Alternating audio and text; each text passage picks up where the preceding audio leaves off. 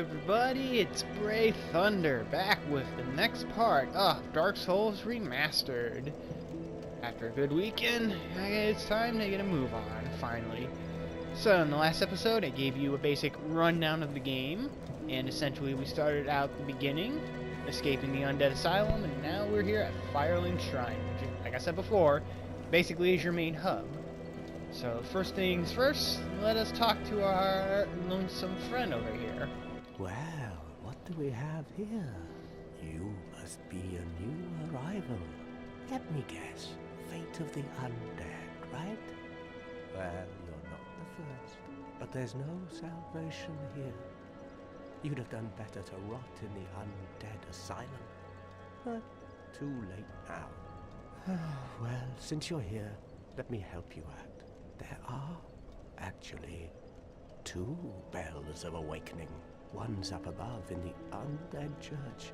The other is far, far below, in the ruins at the base of Blight Town. Ring them both, and something happened. Brilliant, right? Not much to go on, but I have a feeling that won't stop you. So, off you go. It is why you came, isn't it? To this accursed land of the undead.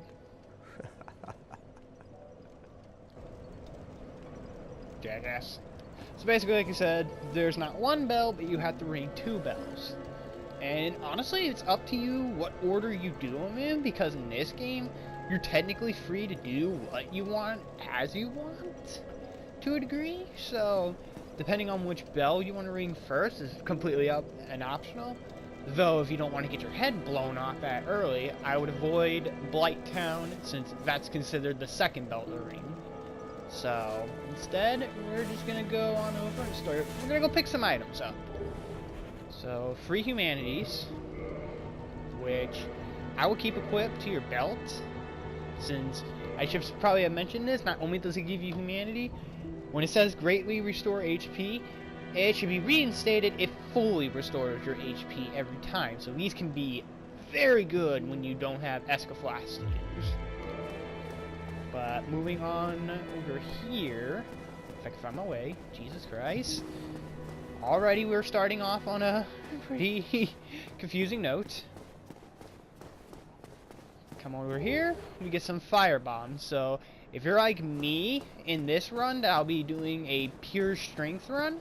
Those can be pretty useful because those are range type weapons, and I think they're based off of your strength.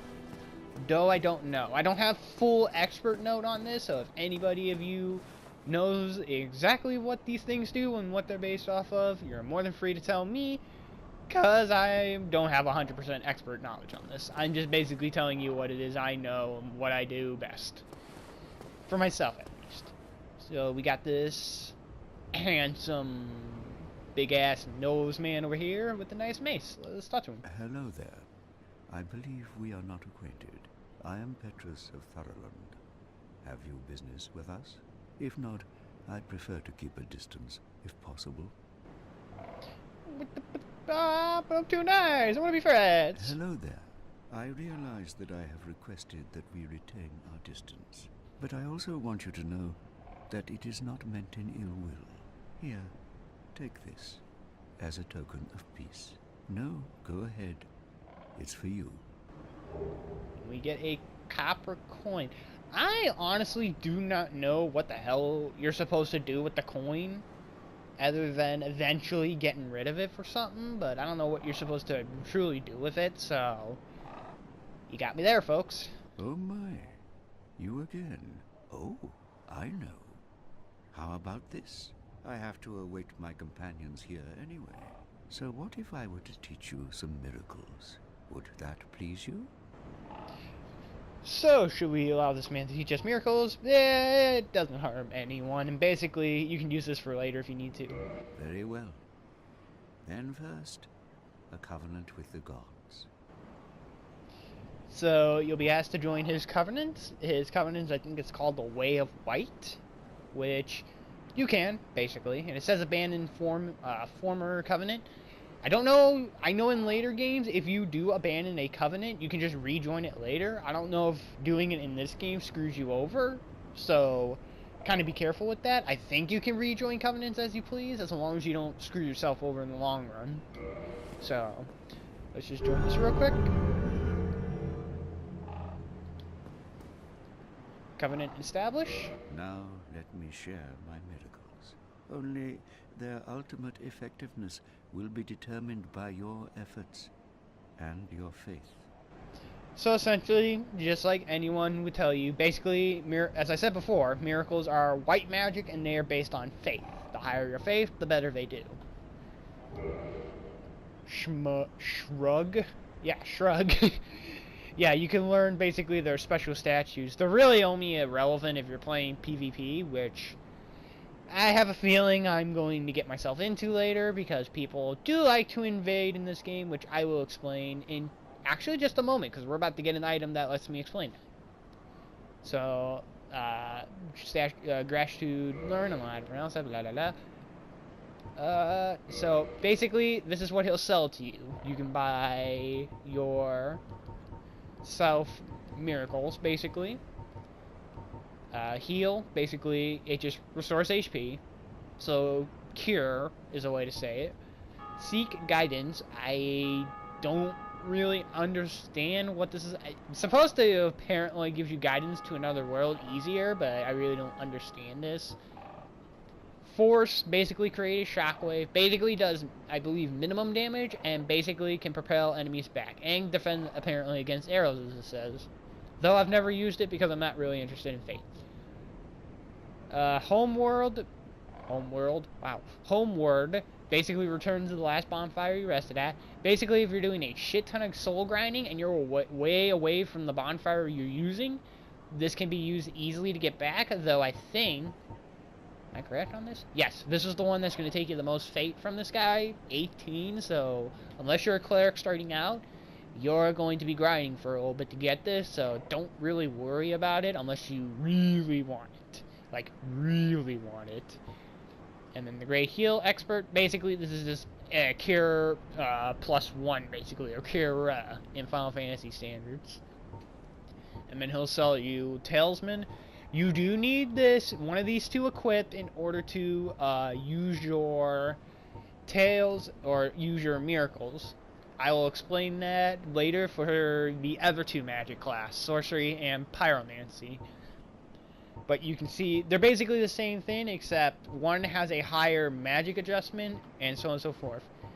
And then those letters down there that you see, the C and the B, apparently from what I know, that affects how much of your faith will influence the overall stat boost, or like the boost in the effectiveness of the magic. So C, it means it will effective averagely, it will increase it by a decent amount depending on your faith, and then B meaning even if you have small amount of faith, it will increase it pretty damn good.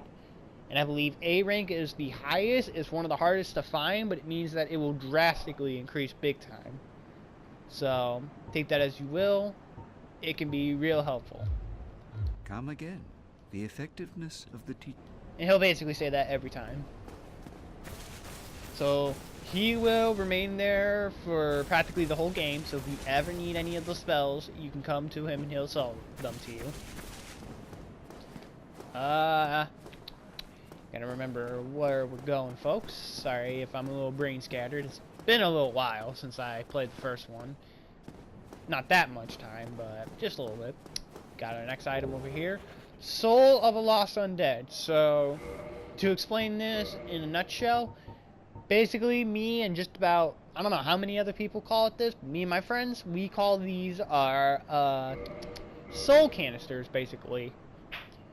Basically, you use it, and boom, and you get free souls. So I believe the lowest you can get is 200, and I think the highest for this game is either 10,000 or 20,000 with a normal soul canister. I'll explain later what I am going on about. Now, if you want some other items too, this is a little tricky to understand, but you need to... I completely forgot I'm playing the first game. Uh-oh. Oh, shit. Ah, here we go. Maybe? What the hell? Oh no, folks. I've made a mistake. Oh, there we go. There we go. You can tell if I haven't played this in a while when I think my pressing the button to move, pressing down the analog stick is what jumps. Yeah, they drastically changed the jump commands in the first game to the second game. So, give me a minute. There we go. Now I remember everything, folks. So you can see there's a bunch of treasure chests down here. Let us grab them. First one contains 4 cracked red eye orbs. These are important because online play item. This allows you to invade another world. Basically, if there are other players on the server, you can... Supposedly, you're supposed to be in a certain location at all times. I do not understand where you're supposed to be for the most part, because I've never tried invading another world. But this is how you basically invade another world, kill the player in that world, and you basically take their humanity, and I believe 50% of whatever the amount of souls they have. So if you want a shit ton of souls and 1 piece of humanity, voila, use this thing. Otherwise, I'm not worried at all about using it. Basically. So, that's that. Next up, we got this chest. Talisman, just as I said before, that's for miracles. Morning Star, that's not a bad starting weapon, in all honesty. Its attack is lower than the battle axe, but the most important thing is, if you see down there at axe effect, or axe effect, I don't know how you pronounce that, but there's 300 in that one category. That is bleeding. Just like I said before in the first episode, bleeding basically takes, I believe, 75% of your opponent's health, and usually it'll take about 4 strikes, I think, with this thing to get that off, which basically means you can insta-kill anything with 4 strikes if you do it right. My battle axe is stronger, and for the most part, if I go two-handed like this, most stuff I can take out in about 1 or 2 hits, so I'm not too worried, but it's there if you need a weapon, and I would use it, because, like I said, pretty good. Homeward Bone. Basically, this is the Homeward spell, except in bone form. You use one, you go back to the bonfire you were just at. Very useful. You can buy those, I believe, for 500 souls at certain shops, so you can just stock on those infinitely. So I wouldn't really worry about the spell, because, you know, that's pretty cheap. And the last item, 4 Lloyd Talisman. Basically, enemies that can heal. You're not the only one that can drink your Esca Flask. There are certain enemies that can do it. That Talisman basically just prevents them from doing it. Really not that big of a concern, because most enemies that can are pretty weak in this earliest part of the stage. Now, you just saw something awaken from behind me. Those are skeletons. Beeline it back to the main bonfire. Don't worry about the rest of the items. Unless you're like me and you fail to see the irony in that damn jump. Damn. Heal up. And basically, once you rest at a bonfire, all enemies will reset. So if you're being chased by enemies and you're at least a good distance away, they'll go right back to where they last were. There should be about a couple more items, and then we'll be finally on our way. Come over here. There should be an item right here. Soul of a Lost Undead. And there should be one more item for us to pick up, and then finally we'll get a move on. Since there's really not much else we'll be able to do here. I think there's one more item. I might actually be insane, folks. I may just be a nutcase. Oh, no, wait. I'm almost a nutcase, but I completely forgot where I'm supposed to be running to. Come over here. And this will be the last item we pick up, another Soul of the Lost Undead. Many times over, you're going to be finding a lot of those, basically, in this first beginning half. So let's... Like I said, we call them canisters, so let's pop these babies open.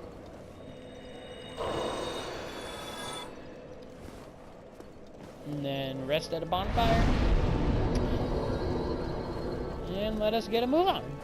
So like I said before, depending on what you want to do first, like I said before, you can go to Blighttown or to your first destination, where I would recommend going. Go right, and right by this tree is the stairways to the first actual place. And we get our first normal enemies, basically. These are going to be basically the beginning enemies throughout the first part. And you swing at nothing, buddy. There's a dickhead up there throwing fire bombs. Ow. Yeah, like I said before, the battle axe is basically... Ow! I didn't think he had that good of aim. There we go. Goodbye. Yeah, I love this game. Oh shit. You dick. That's why it's a good thing that the first bonfire automatically gives you 10 escaflats, because most starting bonfires you start up will only give you about 5. Yeah, well, I had to take it in anyways. Goodbye. Owie. Owie. Oh shit, oh shit. Brave is not thinking this one through, eh, folks? Nope. And nope. Nope, nope, nope. Alright, lesson be learned, folks. Please take your time and kill things one at a time if you can at best, because you can obviously see sometimes it just doesn't hold up in that regard. So you can see right there, you can jump over here.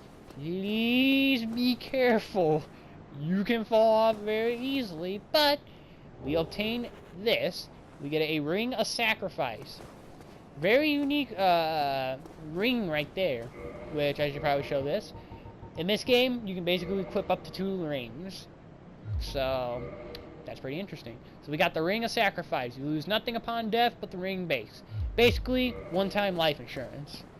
You don't lose a single soul, you don't lose your humanity, but in return that ring will break, so basically, save it for emergencies. And thus the first death of the Let's Play. I keep forgetting, folks, that this is not Dark Souls 2 logic. Or Dark Souls 3. Something tells me I should just see if I can input jump commands to jump onto the fucking analog stick, because if clearly this is not going to go well for me if I don't do it, so give me a second, folks. I'm going to see if there's a way I can manipulate this.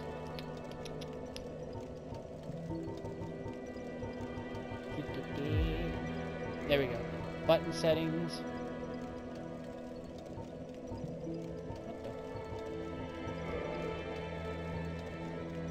There we go. There we go. Oh, crap. No, no, no. Alright, jump. Oh, holy snap, this is... Folks, I'm not understanding this myself. There we go. Save changes. There we go. Much better. Okay, I'm not gonna lie, folks, the way I just set it up is so much more comfortable. I would advise it, because I'll say this right now, that button input I just did with the analog stick, that's how it's automatically set for you in Dark Souls 2 and in Dark Souls 3. So, I would just advise, set it to that early, since you're going to have to anyways. Did that guy just seriously jump? No, it was another guy, okay. Nope. Alright, fall down, or you can just walk in place, and I can just put you out your misery. No. And no. Ah! Oh no, don't fall all the way down! No! No! Okay, thank God. I don't even understand what the hell just happened, folks. Okay, I'm glad the guy didn't fall. So, when you kill enemies, that will appear. Basically, they drop an item, and this guy gives me his sword. Interesting. Too bad I'm never going to use it, because my axe does far better. So, hopefully if I can do this right. So you can see, this is a bloodstain, basically. Someone else will see your colossal fail. Or my colossal fail, because of what just happened. But on top of it will be that green stuff. So basically, I just recovered all the souls I had at that moment. And if you have any more humanity in that counter, like an extra 1 to 10 to 100 to whatever number you had, you get that back too. So don't fear if you die, you will be able to get your stuff back. Just try not to die a second time. If you die a second time, then they're permanently lost, and then you have all rights to cry like a little bitch. Like I would have done if I had failed that jump. Oh dear lord. Another soul of the undead.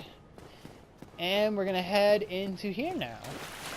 And find ourselves... Oh, shnikey. Okay, rat. So, yeah, that rat is building up poison in me. Basically, if that would have built up all the way, I would have been poisoned and slowly take damage over time, which would have not made me happy. Yeah, those rats are also very unique. They can drop you humanity if you ever need it, though there are better spots for that. So I wouldn't advise it here. I will show you later where are good spots for it. But next up, we're going to take the main path into the Undead Bog.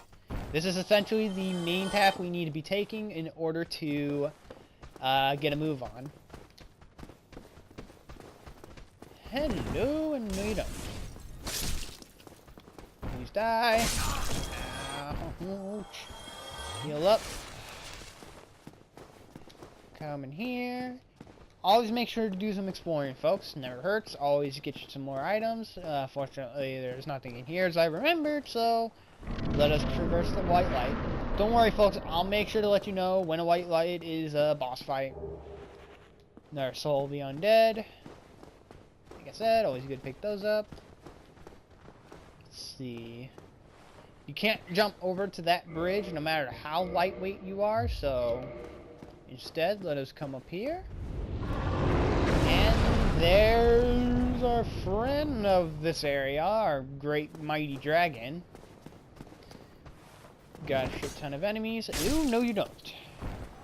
Right, I forgot those guys can jump at you. You can freaking leap. We got an archer up there. Crossbower, I guess, better phrase. Ow! Good thing I went bandit for this, eh, folks? Anyways, come down here. Let's open this door. And here should be... Aha! Wooden shield. Coming on over here. Let's take care of these guys. Oh shit!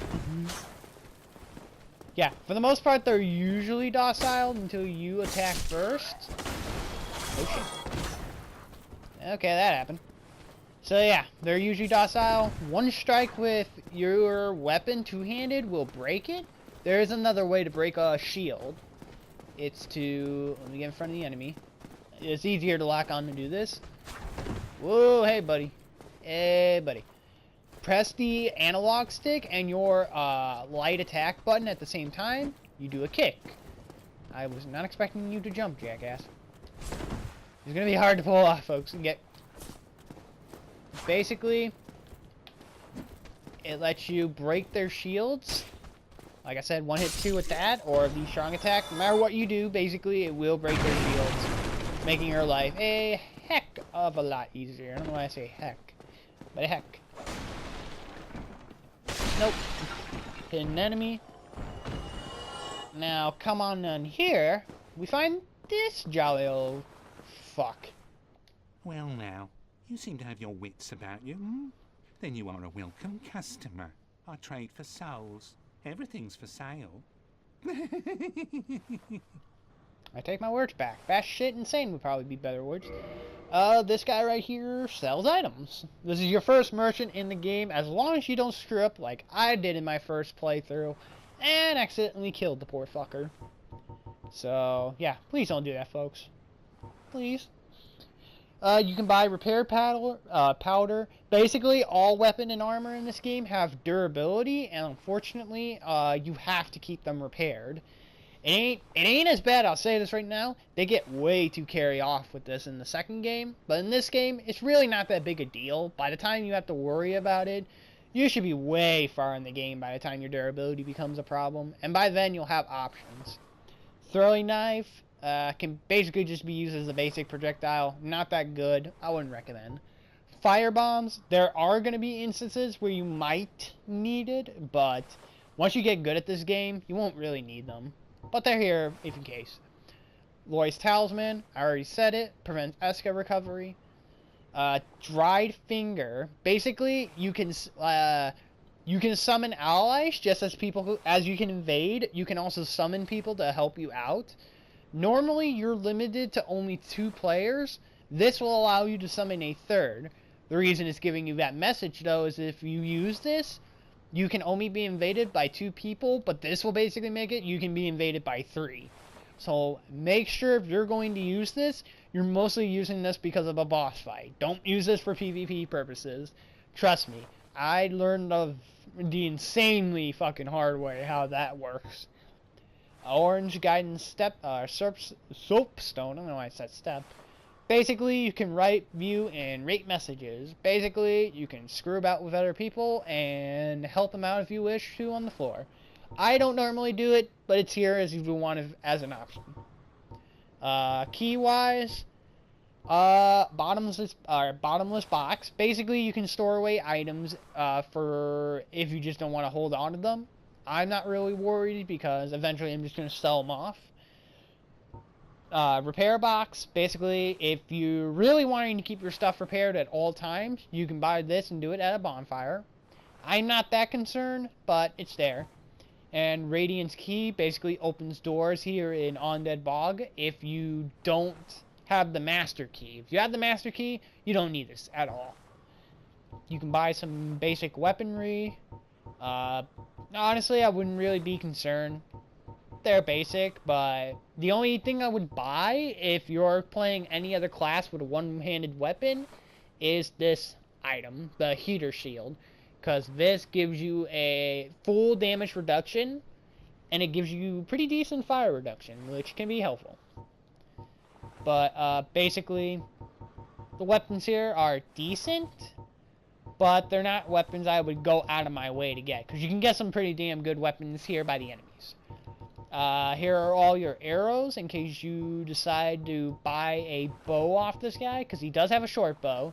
This is one thing I would potentially buy, though I'm not going to just yet. Just yet. I'll probably end up buying it for later for a certain purpose, because otherwise I'm not too worried. The difference between each arrow, basically, it won't tell you straight off, but yeah, it's right here. Heavier or like bigger arrows will cause more damage, but their range is shorter, or how far they'll travel before they stop. And then armor, he has all the chain stuff and leather gauntlets, but if you're playing as an unprive, or the one that has absolutely no armor, I would recommend buying all this stuff. All this set, because this is very good at the beginning of the game, especially as an unprive. I'm already wearing armor, so I'm not concerned, but this is all here if you're willing to buy stuff from him. What a waste of time. Go and fall off a cliff. Oh, boo, forgetty who.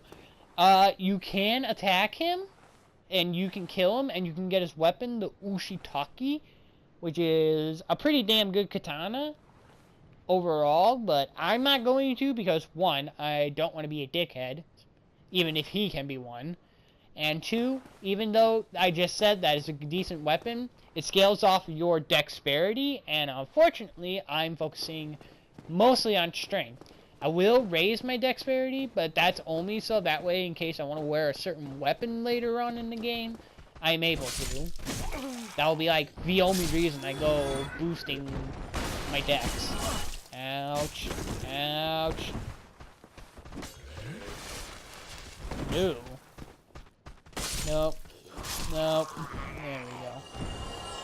So, we're gonna go climb up here real quick.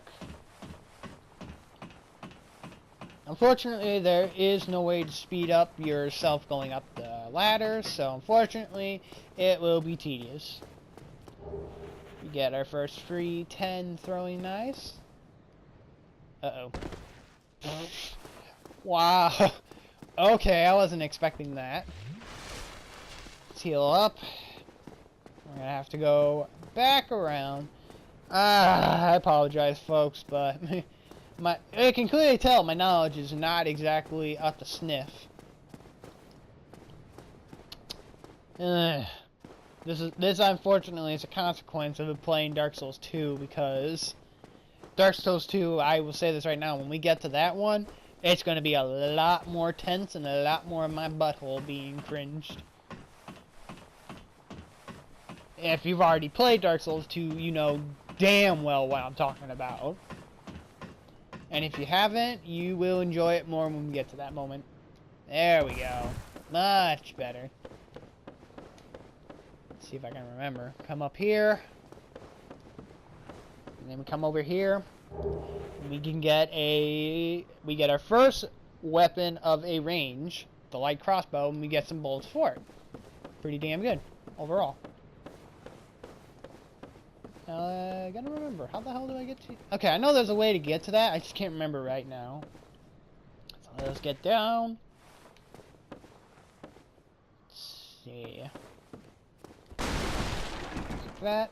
I'm actually curious. You can fall down here, and then here are the messages. Immediate hidden path. So this is just people telling you the straight up obvious. There are secrets in this place, where to go for like hidden walls, or they're just gonna tell you straight up to get yourself killed. So I don't know. There are people who are nice and people who are dickheads. Broken straight sword, one of the worst weapons in the game. Only useful at the beginning of the game when you have absolutely nothing. And in about 3 seconds you can fix that. Goodbye. Goodbye. Ouch. Ouch. Ah. Ah! Where'd you come from? No. And rubbish. The worst. Either the best item in the game or the worst. Ha ha. Yeah, you can basically punch enemies off of the ladders, and they can do that vice versa to you if they notice you. So, basically do it to the enemies first, and you should be A-okay. Wow, I just questioned myself on this, and I found out. Humanity ahead. Geez, thanks for the info, Mr. Whoever the hell wrote that. That's the only thing I wish they would have done, is at least tell you who, like, the name of the person that wrote that message. I think that would have been pretty cool. But unfortunately, this was the first game, so it was the first thing that probably wasn't implemented. But, you know. So, we just took care of that. We're going to come up here real quick. And come over here, and we will get our first legitimate bonfire. Let's see. Before I do anything, do I have any soul canisters at the moment? Indeed. Indeed I do. We can just use them all at once. 800 souls. And... Why do leave and level up have to look the same? Alright, I gotta decide. I'm gonna raise my dex to 10 since I'm literally right there at it. Let's raise strength. Vitality. Yeah, I'm gonna be focusing on vitality quite a lot, at least at the beginning of the game. Alright. There we go. Almost 700 HP. Oh yeah. Oh no, I did explain it in the last episode, but yeah, enemies do respawn, so make sure if you're going to level up your stats, or just rest at the bonfire period, you're ready to fight again, because they will come back. Owie. No! Bad jackass undead person. No. Ah, much better. Ah, yes. I should also explain this, that when enemies give you souls, if you kill an enemy and your damage is high enough, you can essentially overkill your enemies, and the amount of souls they give you actually does increase. You'll actually get a lot more souls. Ow. Nope. There we go. Heal up. Does not... Even though you have a master key, not every door can be opened, either because you need a very specific key, or it's going to tell you that message. If it says you can't open it from one side, it just means you got to get to the other side and open it from there. So you're supposed to get that door open from backwards, which won't be for a while, but that's the idea. Just open this up, and we get our first 5 black fire bombs. Basically, I think triple the damage of what a firebomb does. So try and save those up for a certain boss fight, or just an enemy in general you want to kill. And if you can see, because I just now noticed it, if you look at my humanity already went up a counter, but I never used another humanity. Killing certain enemies in this game can grant you a free humanity. So make sure you're paying attention to that, so that way you can abuse that. So we get a free firebomb. You can score these guys' armor, so if you're on Prive and for some reason you don't want the chainmail armor stuff and all that, you can just earn these guys' armor and use that. Though I don't think they have gauntlets, so you are going to have to improvise. No! Yeah, I hate the game's dull physics in this game, so make sure if they have items to drop, you're grabbing that like in a matter of seconds. There's an item down there, though I think we're going to be able to grab that later, so I ain't going to be... Oh, no, wait. I know what that item is, I think. Me thinks, and if me thinks is me right, me is going to have a problem with that. So, right there would have been the resident key. You can just open that with the master key, la la la, like I said before. And in here, we get a very special item. Gold pine rations, or basically like powder. If you use that, you can apply lightning elemental to your weaponry. So I can make my thunder axe for about a good 2 minutes, or I think 2 to 3 minutes, into a thunder axe, which basically I swing faster, do more damage, and you can stun your enemies for a moment. So it can be very useful, especially early game. Come over here. Get up the stairs and then immediately just run back. This guy. Good night. Come down. Okay. There is this guy right there. These guys are called the Black Knights. Do not fight this first one until at least a little bit later when you have higher stats and at least some better armor, because this fucker can cleave your ass quickly. Eventually, don't worry, I will come back to fight him, so don't think I won't, but right now, I am not prepared. But, yeah, you can fight these fuckers, and like I said before, these guys can be pretty damn steep.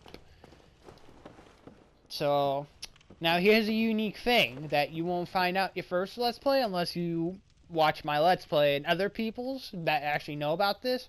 This very first barrel right here, strike it, and you'll see this lizard. You will rarely find these lizards throughout the game in certain places.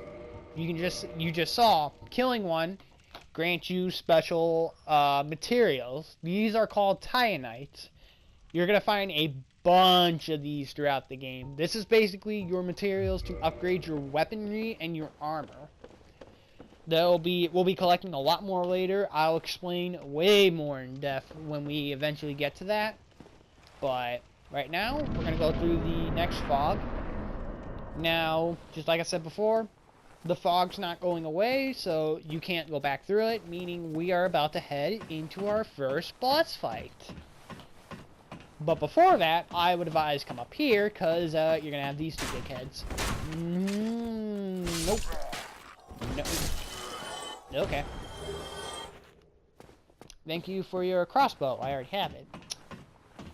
Oh, you can't speed up going upstairs or up ladders. If you stand still and press circle, your character will just automatically slide down. You can fast forward at least that part. Alright. Now, for this boss fight, I'm going to equip this. I'm going to prepare my weapon. Step up about halfway. Look up. And there he is. The Tartarus Demon. I did not know we were referencing God of War. So if you want an easy time with this guy, hopefully I can pull this off for you guys. Wait for him to back up. he's gonna back up, run, jump, and plunge. And I didn't do it right, but I still did a good amount of damage. If you can pull it off right, unlike I didn't do it. So basically, since this is your technical first boss, oh yeah, you see the damage I just did there? I'm doing about 200. My average damage was about 100. But very fucking simple. Do not underestimate elemental properties in this game, folks. A will help you big time. So we score our first items, our humanity, homeward bone. Usually you're always guaranteed these items from boss fights. Usually. I think there are a couple of rare exceptions, though I don't know 100%. So, if someone does want to correct me on that, I don't mind it, please. It's always fun having someone tell me something I didn't know from the get-go, but yeah, that was the Tartarus Demon. Pretty easy. Easier way is if you can pull off the timing better than I did, you can plunge his head. So, I wasn't able to do it because I'm not good at plunging, but there is that option. There's this door. You can't open it. You need another key. Master key does not work. So if we come down here, ooh, we got this guy down here. Let us speak to the man. Literally just staring at the sun. Ah, hello. You don't look hollow, far from it. I am Solaire of Astora, an adherent of the Lord of Sunlight. Now that I am undead, I have come to this great land, the birthplace of Lord Gwyn, to seek my very own son. You find that strange? Well, you should. No need to hide your reaction. I get that look all the time. I like this guy. He's like a total bro, basically. There's another reason you do want to speak to him. Oh, aha. So I didn't scare you. I have a proposition, if you have a moment. Yes. The way I see it, our fates appear to be intertwined. In a land brimming with hollows, could that really be mere chance? So what do you say? Why not help one another on this lonely journey? Definitely say yes to this decision. This pleases me greatly. Well then, take this. And he'll give you a white sign soapstone. We are amidst strange beings in a strange land.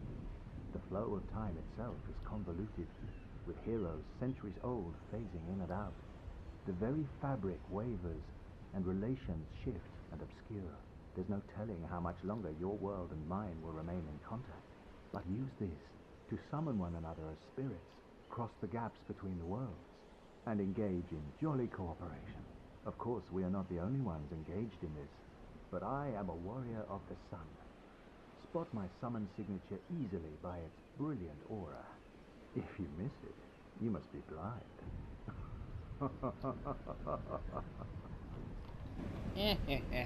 Yeah, that was a joke in reference.